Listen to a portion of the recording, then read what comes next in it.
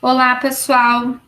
Me chamo Maria de Lourdes Bernardes. Na aula de hoje estarei apresentando sobre o tema Máquinas Simples e as Tarefas Mecânicas Cotidianas. Bom, pessoal, desde o período da pré-história, já era muito comum o uso de diversas tecnologias utilizadas para quebrar, moer e cortar os alimentos. Isso unido à aquisição sobre o conhecimento e a manipulação do fogo.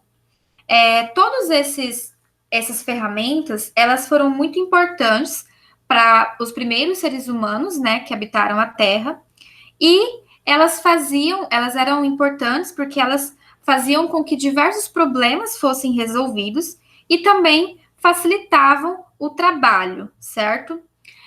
Justamente sobre essa facilitação do trabalho, que nós podemos inserir dentro disso as máquinas simples. As máquinas simples, elas são, então, ferramentas muito comum no nosso dia a dia, que realizam, então, diversas atividades e que auxiliam, né, nas nossas tarefas.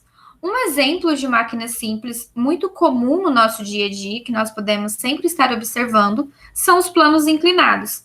Então, os planos inclinados, eles são exemplos de máquinas simples que são utilizados para possibilitar o acesso a pessoas com deficiência ou mobilidade reduzida, como, por exemplo, cadeirantes e idosos em diferentes tipos de ambientes. Mas para que nós possamos realmente entendermos como que se dá o funcionamento das máquinas simples, é necessário que nós compreendamos também outros conceitos, como, por exemplo, o de força e a sua interação entre os corpos. A força, ela é, então, uma grandeza física resultante da interação entre os corpos. E ela é possível de ser observada quando ela reproduz ou altera o movimento de um corpo ou quando ela causa a deformação dele. Nós podemos observar, por exemplo, a sua ação quando nós empurramos uma mesa ou apertamos uma bola, onde realizamos então um tipo de força chamada de força de contato. Um outro exemplo é quando, no entanto, uma força ela pode se manifestar entre corpos que não estão em contato direto entre si por meio de forças de campo. Nesse caso, nós podemos exemplificar a queda de um objeto na superfície terrestre, onde nós podemos observar a força gravitacional, ou também a atração de um ímã e um prego, onde nós podemos observar a força eletromagnética, sendo esses exemplos de forças de campo. Para que uma força atue, ela deve então transferir energia de um corpo para outro ou provocar a transformação de energia de uma modalidade para outra. E os efeitos de uma força, eles são determinados por diversas características, como, por exemplo, intensidade, orientação, sendo ela direção vertical ou horizontal, sentido de esquerda ou direita, para cima ou para baixo. E essas informações, então, sobre intensidade, direção e sentido, elas são importantes para determinar e para entender como que será o efeito da força sobre um corpo. E essas grandezas são informações chamadas de grandezas vetoriais. E no caso das grandezas que não dependem dessas informações sobre intensidade, direção, sentido, elas são chamadas de grandezas escalares. E elas são possíveis de serem determinadas através de sentidos, de outros sentidos, como, por exemplo, volume, massa e também temperatura. Um outro conceito importante que nós devemos compreender para que nós possamos também compreender como que é o movimento das máquinas simples é o conceito de trabalho. Na linguagem habitual, então, o termo trabalho ele está associado à ideia de esforço. Quando, por exemplo, um atleta de uma modalidade de levantamento de peso, por exemplo, ergue um haltere e o mantém sobre a cabeça, há um esforço envolvido para realizar essa atividade. Do ponto de vista da física, porém, somente enquanto o haltere está em movimento, quando ele está então sendo deslocado na mesma direção da força, há a realização de trabalho.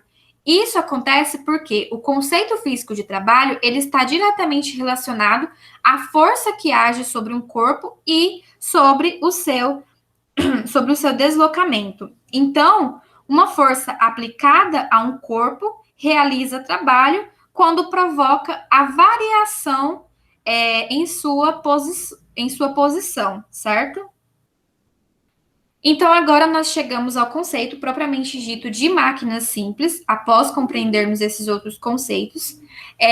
As máquinas simples, elas são, então, dispositivos criados pelos seres humanos para a seguinte função: facilitar a realização de determinadas tarefas mecânicas cotidianas, a fim de transmitir força ou de transformar a energia de uma modalidade para outra. E alguns exemplos de máquinas simples do nosso cotidiano que nós temos são as alavancas, como nós podemos observar nessa figura, as roldanas e o plano inclinado. Agora nós vamos entender como que ocorre o funcionamento de cada um deles. As alavancas, elas são então dispositivos formados por uma barra rígida que pode girar ao redor de um eixo sobre um determinado ponto de apoio. Elas são usadas então para mover objetos pesados, para cortar ou romper objetos, e como exemplos nós temos o alicate, o espremedor de alho e o pé de cabra.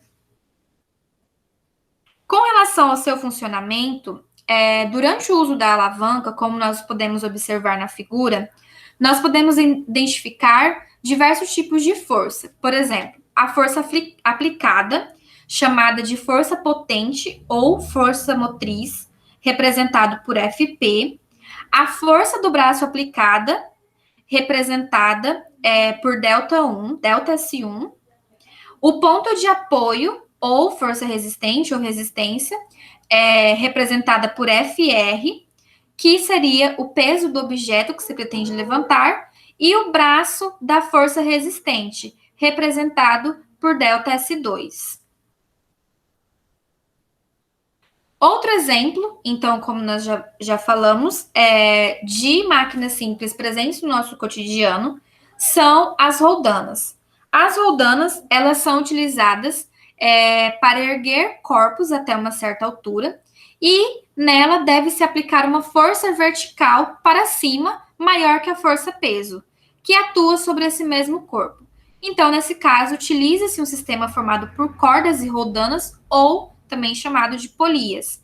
E aí é possível, então, dependendo da configuração desse sistema de polia, de polia corda, nós podemos mudar a intensidade, a direção e o sentido da força necessária para vencer a força resistente, que é o que nós podemos observar nas figuras. Cada uma delas representa, tem, né, no caso, um direcionamento diferente na movimentação dessa polia, para que nós possamos vencer essa força resistente, representado, neste caso, por Fr.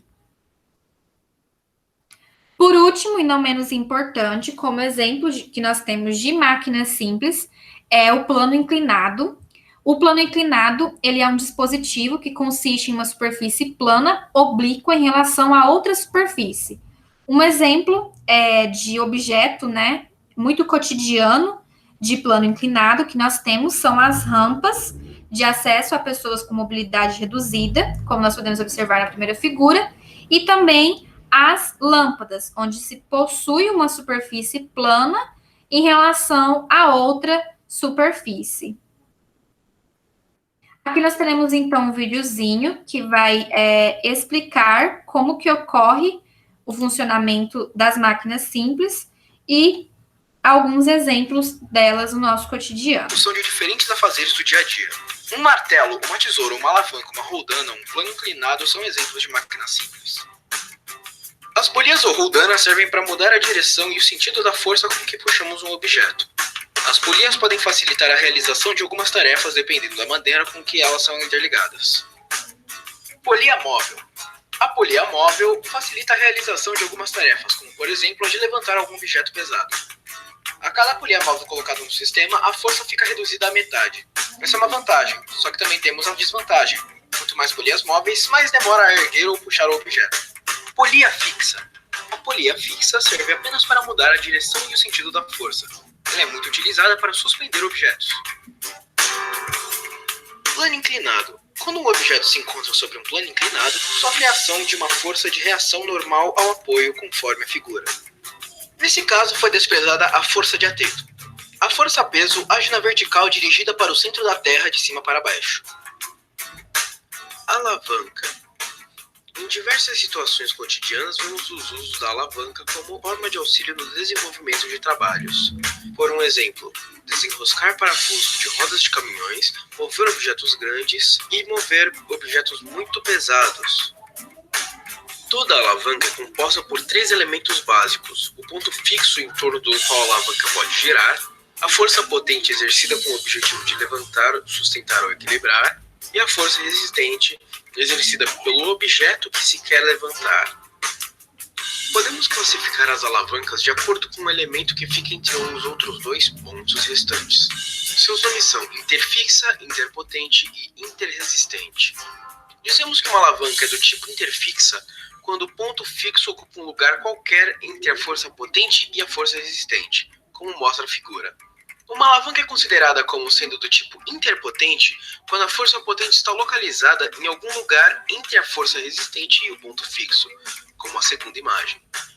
Uma alavanca é considerada como sendo interresistente quando a força resistente se encontra em algum lugar entre a força potente e o ponto fixo, como a última imagem. E assim termino minha pesquisa.